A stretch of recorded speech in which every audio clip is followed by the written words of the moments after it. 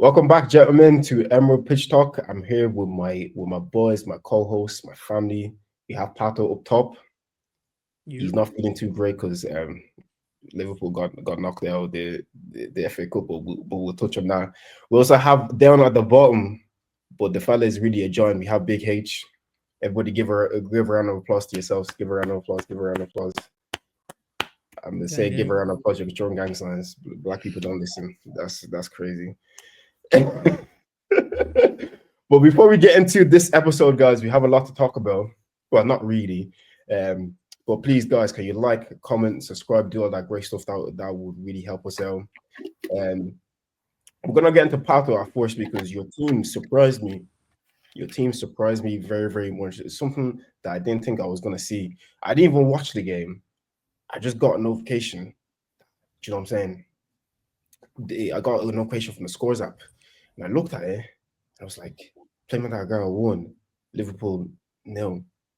So I said, okay, cool. They're gonna come back. They're gonna score. So I'm there doing my chores. I was actually cleaning my apartment. You know what I'm saying? And then I said, oh yeah, let me go check the scores. It's now 85th minute. Still losing 1-0. I said, wait. Dropped everything. Took out my laptop. Boom, boom, boom. Put my logins in. Watched the game. And I'm just seeing Plymouth Argyle defend for their lives. They had a goalkeeper called Hazard. Hazard coming back to haunt you guys again. Like it's crazy. Like, and I'm kind of sitting there and I'm watching it all unfold. I'm watching Luis Diaz trying to do something. I'm seeing Chiesa just exist because I'm not sure what he was trying to do. Luis Diaz as well had a great chance to score at the end. Great save by the goalkeeper. But where did it all go wrong? What happened? Okay, so it has nothing to do with Slot. He. This is his Look at first him time in straight away England coming out football. to defend his manager. 100%. 100%. Because we lost the game because we don't Hmm. have squad depth. But the thing is, yeah, that squad that was out there is more than capable of beating Plymouth. The Plymouth Jota. Argyle is sitting foot of the championship table at the moment. Like That's what they're I'm on the way saying. to get relegated. Yeah, they're on the way to League One. So I don't know how we're not beating them. But it just goes to show this is not Slot's team. Slot was probably on the bench thinking, these are not my guys. These are not my guys. Oh, Jarrell Konza, he's gone. It's over. Really? Was he He's that gone, bad? bro. He's horrific. But do you not just think because he's young, No, give him a bit of time? no, no. There's no time. And you know what I like Slot, yeah? The one Yeah. thing I like about Slot that Klopp didn't have, he's not sentimental, bro. You know he's come out on bare press conferences and be saying players are not scoring enough goals, they're not doing enough. But when you win, you can say what you like because Mm, he knows what he's talking about. But mm. people like Kwanzaa, um, Jota, okay, Jota, you can have a bad game once in a while, but you can't be injured and then when you're playing, be having bad games. Then Diaz, you're So 28 in your prime. sorry to cut you off, Fato, but I seen something on Twitter earlier today. Yeah, that apparently Arsenal Football Club is linked to signing Diogo Jota at the end of the season. And I swear to God, I know it's probably a load of BS anyways because they like to link Arsenal Football Club with every single player under the sun. But I don't want them to get any ideas because they should be watching the rubbish that he's been serving up at Liverpool this season. And if you think for a second this is what we need, you're absolutely mistaken. Because this has showed me so much, yeah. Because Chiesa, I'm a big fan of his. Always been a big fan of his, especially when he was at Juventus before Ronaldo. Then even more so when he was playing alongside Ronaldo because he really stepped his game up. I thought maybe that's a bargain opportunity for Arsenal. The guy, has fallen off incredibly. Like it's actually crazy.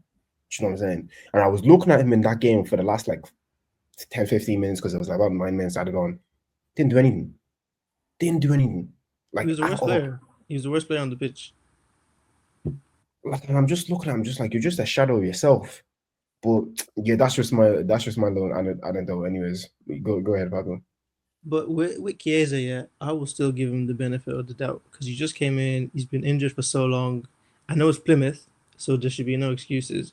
But he has more leeway than the other ones. Mm, Jota, Diaz, like Diaz has been playing up front for us. Like he was a starting striker, and that's what you're doing against Plymouth. So I feel like a lot of these in the summer, a lot of these guys are going to get moved on. There's going to be a lot of business. But for me though, being knocked out of the FA Cup, I don't think it's that much of a big deal because we weren't going to win the quadruple or the treble. That was never going to happen. The squad's not good enough. Um, so it's just reduced our fixture list. We have the final um in the League Cup, and then we focus on the Premier League and Champions League. I would rather that than get into the semis or the final of the FA Cup and then not winning it anyway. Do you know what I mean? Now, City will probably win the FA Cup now. I'm just happy the fixtures are less. And then Slot can now say to these players that are not starting, when you come to my office and you're asking me, why am I not playing? He will say, go look at Plymouth, go look at PSV. That's why you're not playing. Simple as that. You mentioned that there was a couple of players that you'd like to see exit. Players like who? I know you said Jota. I know you're a big hater of Darwin Núñez. Who else would you like to see kind of leave, and who would you like to see come in as well to try to replace them? It depends. It depends how because you can only do so much in one transfer window. But for me, Kwanzaa has to go, Diaz has to go, Jota has to go, Luis Nunes has Diaz. to go. Yeah, Luis Diaz. He's been Because he's arguably maybe after Salah, arguably best player this season. You'd like to see him leave. nah, he hasn't he scored in 5 matches in the Prem. 5 different matches. Just he's He played was on 22. fire at the start of the season. He was stat padding. He was stat padding. He scored on 5 different occasions out of 22 attempts. That's not great as a starting number 9. Yeah. And he's 28 as well. Either they're gonna give him a big contract because he's 28. He's obviously gonna want big money, but he's not really like prolific. When we were in our prime, the bar is Sadio Mane. The bar is Firmino. So if you haven't reached that level in 3, 4, or 5 years at the club, you're never gonna reach it. So what's the point? Move on and we bring somebody else in. I don't know. I don't know who we're gonna bring in. I'm hoping some way somehow they go for Isak because I think go for like the next 2 seasons, if Salah stays, it would be Salah, Gakpo, and Isak. I think that'd be a scary front three. That would be absolutely horrific sight to go up against. And then if you've From managed to keep Van Disney at the back as well, you know, you we know need what a I'm left saying? back as well. Robertson needs to go. You were linked to that fullback from Bournemouth, Kirkeres or something like that. You were Kirkes. you were heavily linked to him in January, but it didn't seem to go anywhere. If you would, maybe another one I'll throw out at you that might be a bit out the way. But Anthony Robertson that plays for Fulham, Fulham. he's a solid left back as well. Absolutely solid. I really like him. That one would be my preferred one because when we were in our pump, we were getting so many assists from the fullbacks. And obviously the assist has dried up for the fullbacks. Trent's assist has dried up because Slot is telling him, bro, the way you're defending, you need to be staying a little bit more back. And then Robertson, I don't even know what happened to him. I don't even know, man. So I've told you, Pado, even before we start making content, yeah, I've told you that Champions League final in Paris to Madrid, that was from there. You just been going down because that goal that Vinicius scored is from him jumping like a dog to go and attack the ball for no reason, missed yeah, it, just play the pass past him, and boom, it's a goal 2 seconds later. it's because he's Scottish, man. You know those Scottish man that like to, really give it their all passion merchant. Kind of like Braveheart or something like that. Attack them first, you know what Yeah, I'm but obviously it was a Champions League final, bro. Calma, you saying? need to, maintain your pace. So yeah, that is what it. But also, Trent was right back. Vinicius scored from the back post. Where was the right back? The right back was ready to be given through balls in midfield. That was the problem. No, So what happened? that trend defended. Yeah, H. Remember Zinchenko's defending against Aston Villa for their second goal. The guy he's playing left back. Tell me why he's on the right hand side. Oh, bro, don't even talk to me. Don't talk to me about man. Oh, but that game was crazy. But hey, give me your thoughts and opinions on that football game, Liverpool versus Plymouth Argyle. I know you're a big Liverpool hater, so yeah, let me know your thoughts and opinions on that one. I'm not a hater. I'm a football guy. I said to Patrick, I was like, look, come February, it's gonna be a bit sticky for you lot. He said, no, we're gonna beat Plymouth. Don't worry about Plymouth, bro. We're gonna play our B team, we're gonna beat them. I said, very good. You thought you were going to wake up and go to Plymouth to play on that muddy pitch and come out with a victory. That was never gonna happen. And you're even lucky that your boys didn't get injured in that game. Gomez got Because injured. like you said, Gomez got injured. wow, is that very good? Bro, if he's injured, the only other centre back we have is Kwanzaa. Yeah, but look, you still have Kanate, you still have Virgil, but it proves to my point where I said February is gonna be so tough for you lot because of how jam-packed your games are. If you start picking up your niggles now, bro, March and April are right around the corner. You don't have the squad depth for it. Darwin Nunez, Salah gets injured now. What happens? I would not put an injury on any player, but he picks up a little something. He's out for 2 weeks. Oh, or who's in your midfield? Gravenberch picks up something. You don't have the manpower to go into the depths of the Champions League and into the business end of the season. You don't have the legs for it. So all you can pray for is a clean bill of health, because once you start picking up, oh, hamstring here, oh, shoulder here, oh, ankle here, and then next thing you know, don't forget upset tummy as well. Look, next thing you know, 2 or 3 first team players are not playing. Then what happens then? You're in big trouble. You're in big trouble. That's where your so-called 9-point lead then turns into maybe a 4-point lead, a 3-point lead. What happens then? Because now you lot are scared. But that's the whole point of the lead, though. So you can drop points. If we beat Everton on Wednesday, yeah, we can still only win the league by 2 points. We don't have to be better than you for the rest of the season. We just have to be good enough that you don't win it. And also, but you may not have the players to be good enough. But neither do you. I think we have, as in, Saka's coming back. Coming back where? He's coming back in March. He was back. He's back in training. He was in the gym and all that kind of stuff. He was throwing tennis balls and all. The fella is not coming back. That's not the pictures. One of your Liverpool people even said on Twitter, bro, we need retweet the picture of Saka and said we need to get more point advantage of Arsenal. If you guys start picking up your injuries in Feb, which I think is going to happen, I don't pray on injury on anyone, but I think it's going to happen. That's when you lot will start to capitulate as a club. I'll see it. Then I start seeing when Virgil's now throwing his stinky eye at every defender, but he doesn't want to tackle anybody because he doesn't want any Twitter compilation of him getting skinned floating around. Bro, I've seen it, bro. You lot will start getting angry. Robertson will start getting angry. Chanton will start getting angry. They start cussing out Endo because Endo's playing him for Gravenberch now because you don't have another person to play in your midfield. Now you have to bring on flipping Sorry, H. Why does he wear a mouth guard? He said Endo. when Asian players do that, you know. One lad What does he wear Kyogo and for Celtic wears a mouth guard as well. He said in the interview that when he wears it, he feels like, like a warrior, like he's going into a fight. This is a player a part of the team that's going to win the league. That's a proper DM. Fair enough. You're laughing when he's, but you can't laugh at him. He's gonna carry the Premier League. He hasn't carried it yet, so I'm gonna laugh. But he's just carried the trophy. You're playing football. Somebody's gonna punch you in the mouth. The guy that's wearing my guard was a starting centre mid for years against Plymouth, and he lost. He played centre. He had to play centre back. He lost. He actually had a good game. Oh, he lost. What was he supposed to do? Score the goals at centre back? What's he supposed to do? Listen. If you're wearing a mouth guard, you should be crushing that box. You should be crushing that box. But Plymouth scored a penalty because Javier Elliott was throwing his hands in the air. I don't know what he was doing. But you see what I mean, Pato? Now imagine you pick up now you have to start at Javier Elliott, and he's making mistakes like this. You now have to play a Kwanzaa now. Who's going to make mistakes, bro? That's going to cost you. That's the issue. I think February's your make or break.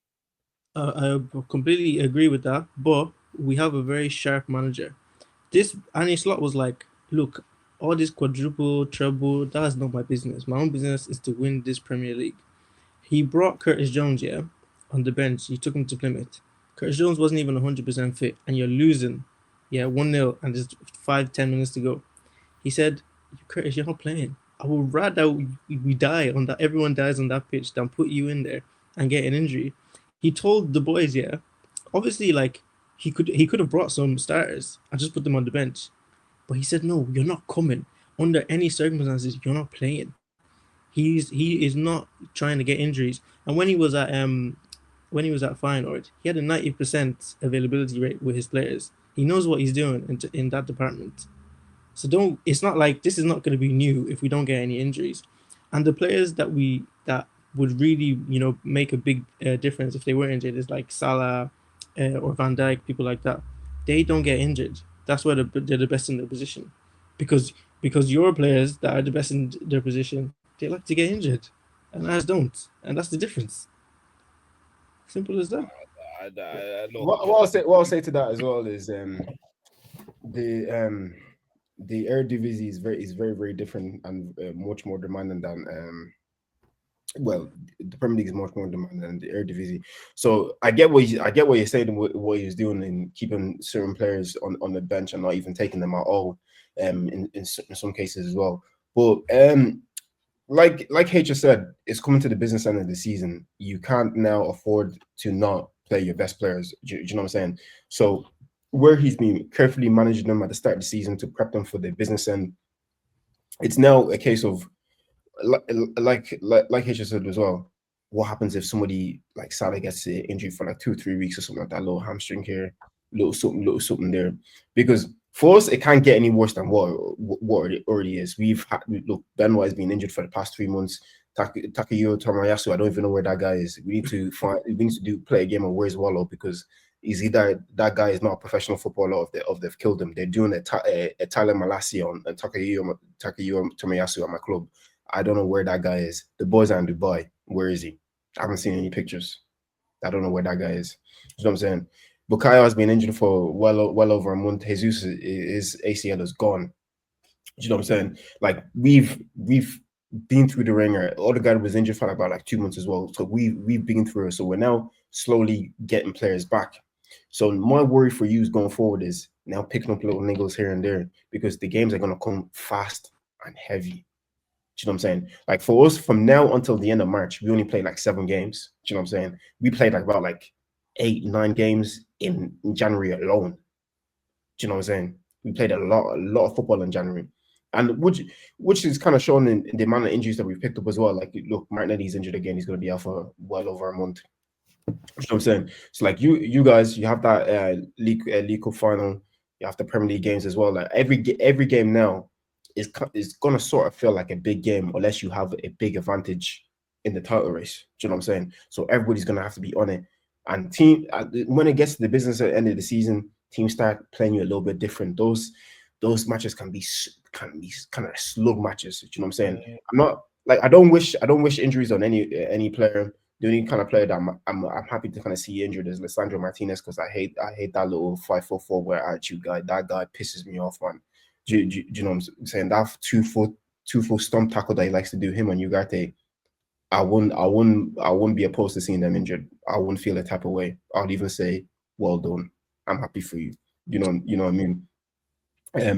But yeah, so it's just that'll be my worry and my concern for you guys just going forward, is just picking up little niggles here and there. Do you know what I'm saying? And if you can keep Salah and Van Dijk fit, your title race is going to go according to plan and smoothly as well, because they'll bail you out, because those are bona fide world-class players. But is the supporting cast, if the supporting cast are getting injured, but if those two get injured, bro, it's going to be long. It's going to be so long. I'm gonna touch on the United game quickly as well. Yeah. I watched that United game mostly from start to finish on Friday night. Yeah. I'm not gonna lie to you. I'm sitting there, I'm looking at the game, and I'm thinking to myself, these people are absolutely shocking. Like, so bad to watch. Like, as a fan, if I paid hard-earned money to go watch that, I'll be throwing tomatoes at them as well. I'll be booing this. Even though they won the game 2-1, even the way they won it as well was just stinky. It stank. It was filthy. You know what I'm saying? And like, like I was saying to you guys before we jumped on here, this United team reminds me of the Arsenal team when we were just basically a cup team. You know what I'm saying? Just putting cup wins together. There was a time period within like 4 years we won the FA Cup like what 2 or 3 times. Yeah. You know what I'm saying? Like they won the FA Cup last season, they won the Carabao Cup the season before. They don't seem to be making a title challenge anytime soon. They're just a cup team right now. That's all they are to me. Look, I suppose you have to be a cup team when you're going through a rebuild. Like that's realistically that's kind of the only competition available to you. But the issue is United have been a cup team for the past like 5-6 years, and at some point you have to transition onto winning your domestic championship, and I don't see them man doing that anytime soon. I think next season they probably won't do it. The season after they probably won't do it, and that's if Amorim can even stay 2 years. So I think Amorim's going about it the right way, getting rid of the bad apples, getting rid of your Marcus Rashfords, getting rid of he's probably going to get rid of Jadon Sancho. He'll probably get rid of Casemiro. Get rid of the bad apples who aren't there, who don't really want to kick ball like that. And he's going to bring in his guys. That's how you get,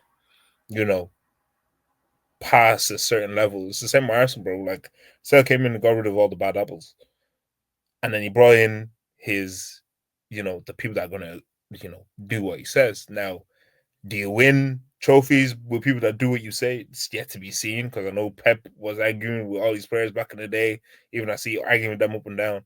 So you need a bit of people with personality. But I think for you to get to that stage, you need to get your people in. And until Amorim gets these guys in, man, United are done. Like it's wraps for them. Like how they beat Leicester, I have no clue. I knew I knew they'd win, but it was like the game is so bad. Your win is actually a loss, bro. Like even Amorim after the game, yeah, he was not happy at all. Like he didn't crack a smile once. It was just like, yeah, we won. Yeah, whatever. The performance wasn't all that. Like he wasn't proud or happy about that at all. But I have a little fear about Amorim though. I feel like he could get Graham Potter. Do you know what I'm saying? Because remember with Chelsea with Graham Potter, where they got him in kind of like just before Christmas as well. Same kind of situation with Amorim. They at least with Potter, they kind of did back him in the transfer window. They got players for him, but I don't think it was players that he genuinely wanted. But a couple of results went badly. They got rid of him after a while due to mounting pressure. And then, like with United fans, they're already shouting, saying they want him to change the system, go back just to the system that the players are familiar and comfortable with. And he's being hard-headed, which I like, because you got a manager in, you know what style of football he likes to play. Let him implement the style. Whoever is going to make it is going to make it, and whoever falls through the net, obviously isn't good enough, and you need to get rid of him and get something better.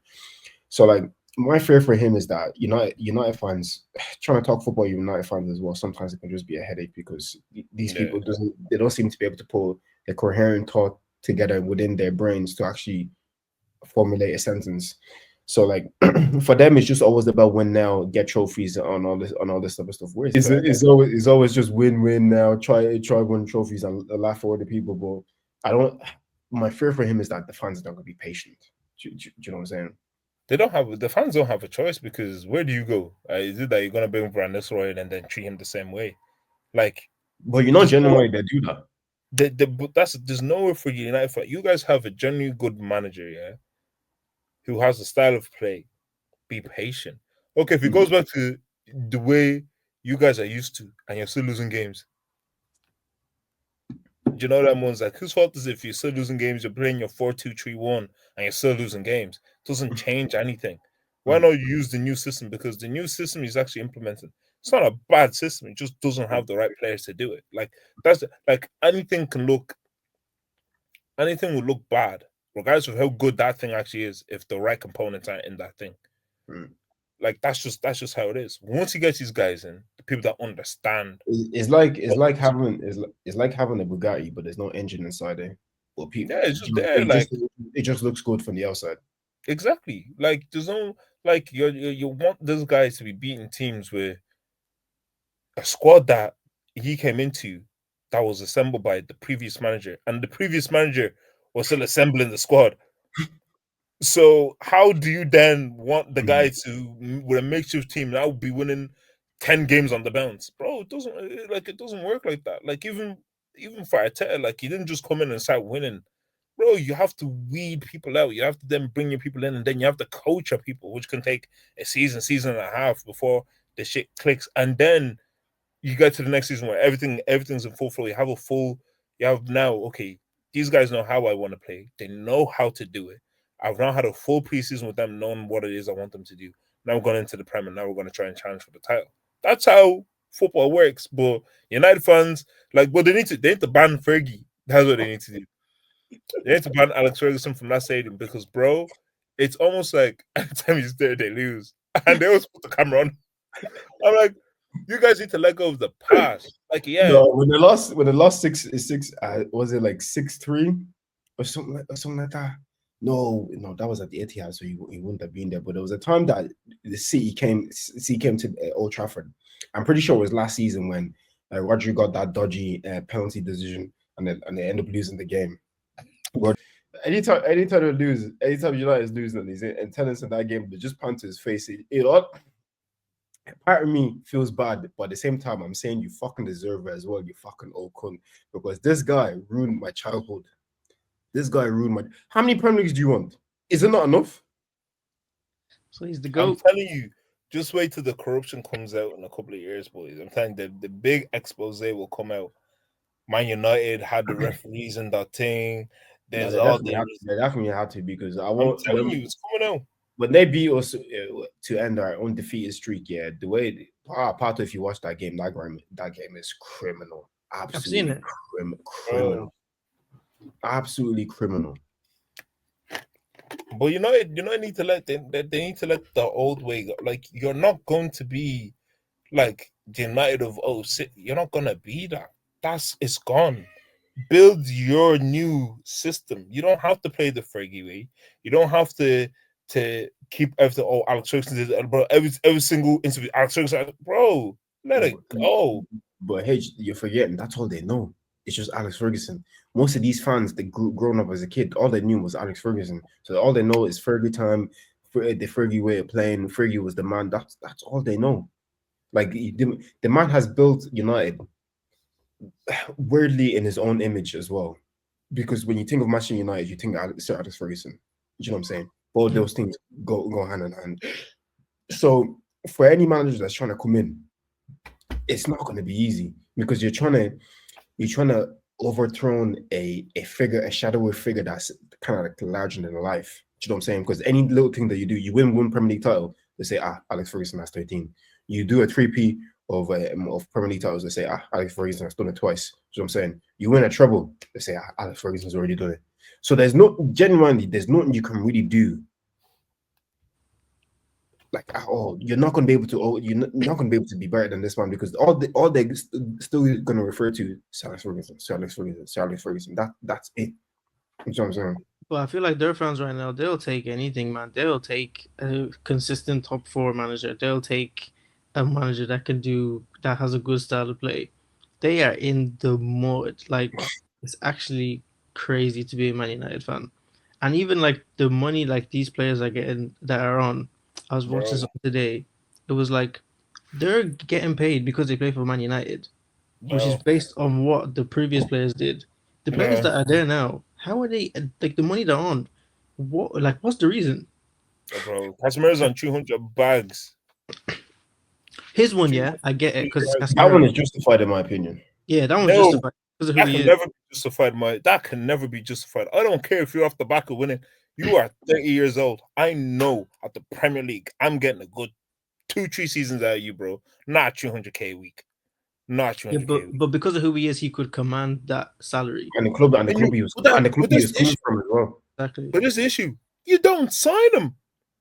This is the thing that blows me away. But you know it is they throw money at a problem. When will you actually sit down and be like, okay, let's not you're trying to sign this guy. Like, bro, everyone knows if you're not wanting your player, slap an extra 20 million on them. They'll pay. They'll pay. Go and what your scouts doing. Go and get the young talent. Go. Bro, let me just interject here. You know they signed Højlund for 72 mil off the back of a 13 goal campaign in Syria. It's ridiculous. I bet you if Arsenal Football Club or Liverpool came into there and we said, yeah, we want to sign them, we'll go up to 40, 45 at the most. I say Atlanta take that. But United came in, they said, they were rubbing their hands together like this and said, yeah, say no. Say no. 70 no.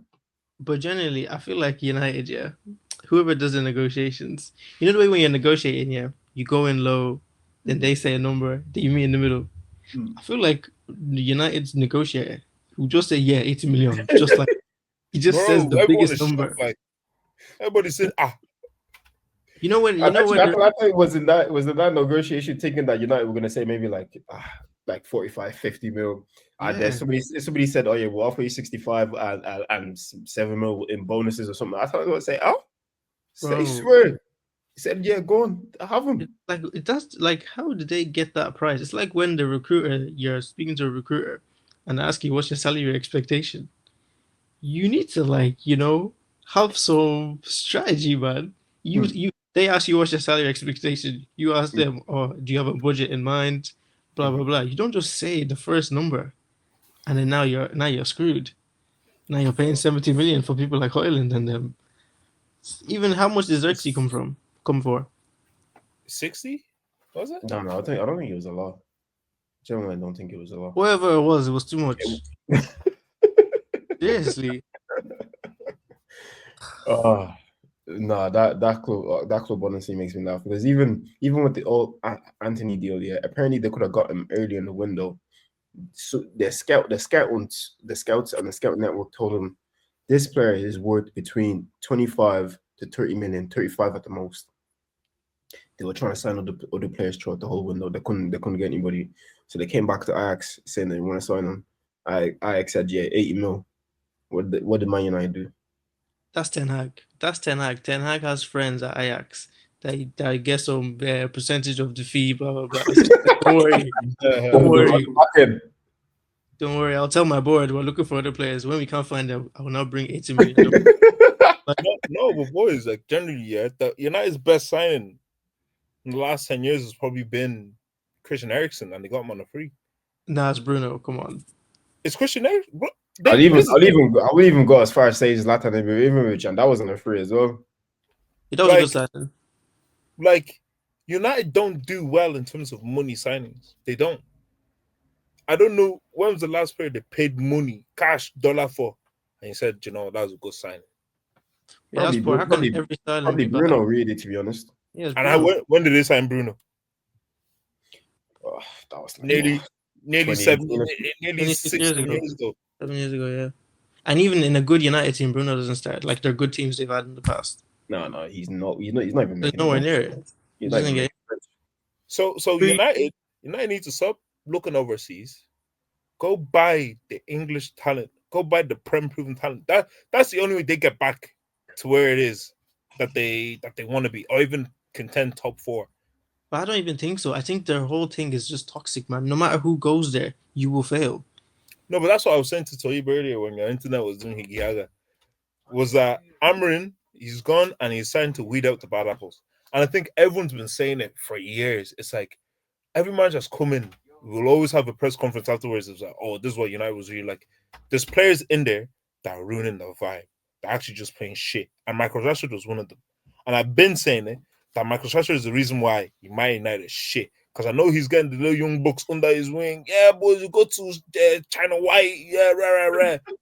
That he, and then because he has... I'm gonna interject for 1 second, yeah, because this Michael Rashford slander is crazy because when he signed for Villa, there was some little kid that commented on his post saying, "Oh, good luck at your new place. Thanks for taking penalties with me the other day." What do you have to say about that?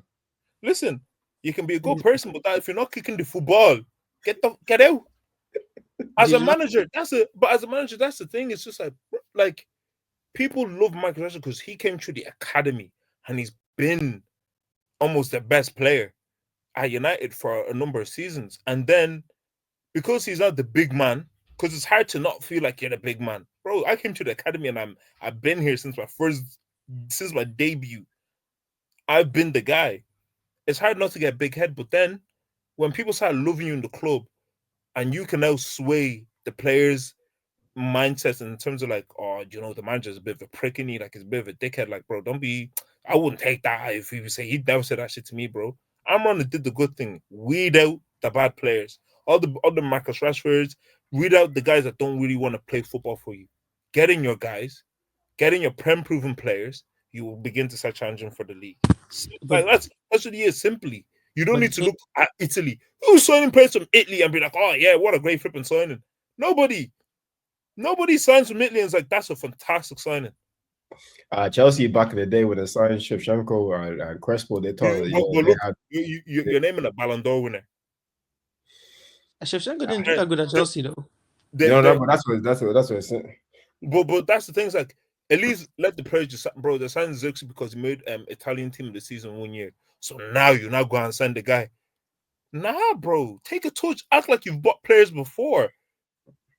Don't let one season shine your eye, bro. No one's gonna come and pay. Okay, you pay 72 million for Højlund, bro. Who else is gonna pay 72 million for Højlund? It's only you. It's only you. You're the one that's buying the drinks for all the girls in the club, but they're going to the man with the tables. United are buying players like they're in a bidding war with a different team. It's just you. It's just them. Nobody else wants these players. You know when Liverpool and Chelsea were going band for Caicedo. That's what United are doing, but it's just them. They're going band for band with nobody. No, but you know what it is? The selling club make it seem like other people are trying to call them, so they try to speed it up quicker. But I think he could get sacked. I'm not even gonna lie. See, that's what I said to H earlier as well. I said I feel like he could get Graham Potter. Because at a certain point, you can't just say, "Oh, he's new," blah blah blah. Okay, you're new, but because you're new, we should now just die and we should be relegated. That's not an excuse, because we've seen new managers come. Okay, cool. If you're a good manager, yeah, you take that United team and you take them to 8th, and then you start again next season, no problem. You're in 14th, bro. Ten Hag was doing better. They were better off with Ten Hag, results wise. Even but that. You know what? I would say Ten Hag would still be at United if it wasn't for the Ronaldo transfer. The Ronaldo transfer is what tiered Ten Hag's tenure at United. I'll even go as far as say Solskjaer, because I don't as much as because I'll even say that Solskjaer probably was happy Ronaldo was coming back, but if you genuinely sat down and asked that man, did you want Ronaldo to come back? I'll say 110% we say no. Bro, because they had something cooking with Mason Greenwood. Obviously, we know what he is now. With Mason Greenwood, Martial, and Rashford, that was a deadly front three. They came second twice. You know what I'm saying? Deadly front three. And then for some reason, you want to go and add Cristiano Ronaldo on top of that mix. You should have just let him go to Man City. Just let him go to Man City. Bro, as a club, you have to move with direction. It's not that for us to move forward, we go back. They were thinking commercially. But this is the thing. Commercially, they took all the commercial money to go and buy Højlund. Now what happened? You know what's like, yeah, you're like we've gone to a level, you've reached a level of success, yeah, and for some reason you're on a night out, you're enjoying yourself, and then you see your ex in the club, even though you're at the table with the popping the bottles, all the girls are loving you, but you just happen to go see your ex and you go and chat to her, and then for some reason you went back. But you've moved yourself so far up to get away from that, but you went back, and then you set yourself back even further because sometimes you have to keep going forward. There's no point going back because there was no reason for them to sign Cristiano Ronaldo, like no reason at all. Like not one United fan said. We can't lie. We have to be honest though. At the time when they signed Ronaldo and they had Pogba, Ronaldo, Greenwood, Varane at the back, bro, we was looking scared. We thought it was gonna be a Mazzoline. But going into going into that summer, you didn't think to yourself, oh yeah, what this United need on top of all this is Cristiano Ronaldo. But when they got him, we thought he was going to be a bagsman still, because he was just a No. bagsman at Juventus before he left. But he was. Top But goal that's the scorer. thing. That's the thing. Ronaldo scored, but United didn't perform well. That's the thing. I would sacrifice a player on my team getting top goal scorer or being in top 2 goal scorer for a better performance. Yeah, 100. Like that, and that's the thing. You now have Ronaldo, bro. No one can talk to Ronaldo. Nobody, football-wise, can talk to Ronaldo, Brian Messi. No manager, no player can talk to Ronaldo. So imagine there's a free kick. You want to say the free kick. Ronaldo, look at who's this guy? Do you know how many Ballon d'Ors I have, bro? That's what he was doing, and he was skying the free kicks, man. It was big. And you know, the thing is like that's going to create even within your camp. Even though he's my goal, but the amount of free kicks he's missed and he just scored just man. pisses me off, man. And Bruno like, just stop taking it. Like somebody at some point just grab the ball off him and say no, fuck off. Bro, like, Bruno, see, that's the thing. You can't. Yeah, you can't. No, at some point, no. I would have got pissed off, even as his teammates. No, fuck off. I actually don't give a bollocks. No, fuck off. Because yeah, but, okay. I think you're gonna send this to Rose Z. But then, yeah. Imagine, you're saying, Ronaldo, let me take your phones, and he goes to you. You've never won nothing in your life. Shut your mouth and sit down, bro. Well, you can't say anything, bro. What can you say? I would say you're gonna discredit what I was doing at under 17s when I was. Bro, when I was doing a 2-man step on my own. And that's why I feel like the amount of contentment that the Ronaldo transfer created, where he was throwing his arms up, look at bro, like it was just such a bad environment. Then Ten Hag came in. That's why even the last interview Ronaldo did is like, oh yeah, I work with managers and yeah, some of them just don't know fucking football. I knew he was talking about Ten Hag. He was talking about Ten Hag, bro. Yeah, of course he was. Because in his head, Rafa Benitez as well. Because in his head, he must have been like, bro. Madrid. Oh, out of Madrid. Mm-hmm. Yeah. Because in his head, it must be like, bro, like how can you not like how can you not bring me on when we're losing against Man City? And Ten Hag is saying, no, I don't want to disgrace your legacy. That's bullshit in itself, but it's just like, bro, you have players at Manchester United that are not good for the club to move forward. And I said to Toiba, I was like, bro, you actually need to bring in people that kind of like Arteta did, where it's just like he brought people that weren't going to argue back with him, that they were actually just going to do what he wants them to do, and they're going to appreciate the moment. Now, I understand there's a fine line. It's a fine line, but I think obviously then you can get to a stage where you can then bring in your eccentric characters, your personalities, but establish a foundation first. That even if your eccentric player loses his head, okay, at least I know I still have 9 players are cool-headed people that if I tell them, okay, you know, I need you to drop back, don't go too far, they're going to do what they want to do. Them United players, bro, they'll do what they want to do, bro. And a lot of them just are thinking about, oh, let me score, let me get the flashy assist. They're not thinking about playing as a cohesive unit. Some people want to leave United, so let me try and bag as many goals as I can. Let me be as selfish as I can. Because, bro, at least if my stats look good at 30 goal contributions, 25 goal contributions in a bad United team, that might get me a move to Germany. That might get me a move to France or something like that. Yeah. So United are stuck until they get rid of all the bad apples. But Rashford going, great guy. I love how he does off the pitch. Feed the kids, bro. Amazing stuff. But at United, he's the problem. He's the problem at United. And they took him out. Amorim saw it. He's like, you're not training well. You're not playing. Simple. He left. But I think Amorim, he overdid it, though, saying he'd rather put the goalkeeping coach that's like 70. Like, bro, that's... And even in that interview, didn't even really ask him. He was just like... he just said that for... And then he goes, he was like, oh, yeah, we're the worst United team in history. And he was like, yeah, I said it. What he's going to say now? Big man, you're the manager. Why are you saying that? Like, you're just doing weird things. And I feel like he thinks he's coming off like, yeah, like I'm assured. He's trying to move like, I don't know, he's trying to move like Mourinho or something. But Mourinho was trying to weed out. I think he's beginning to weed out players by saying certain things. I think Garnacho is another one. He was trying to weed out as well. Sancho's definitely not coming back to United. But Garnacho was going to go in January, and the fella said no.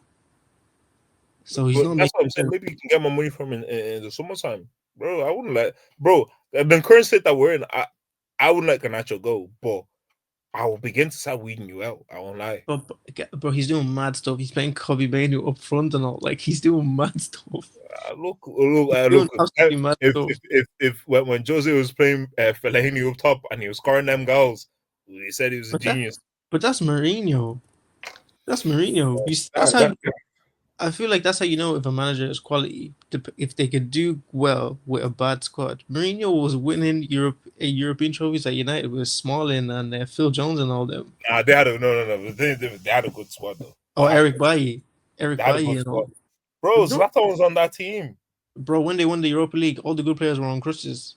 Bro, Zlatan, Herrera, they didn't play. Pogba, Bruno was there.